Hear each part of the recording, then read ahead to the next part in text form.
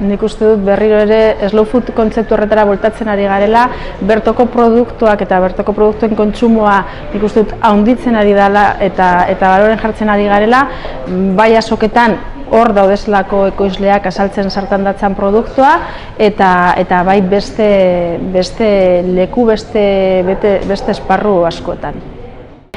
Bertoko produktua nik uste dut kalidadezkoa eta konfiantzazkoa dela.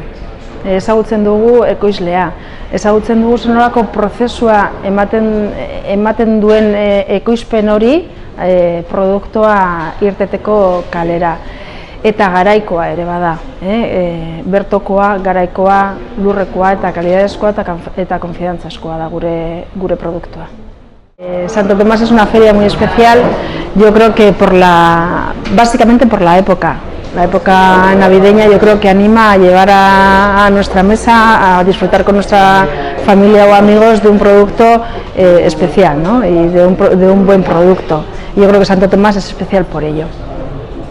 También es especial por la afluencia de personas ese día. Es una gran feria en dimensiones, es una feria grande y la afluencia de público es importante.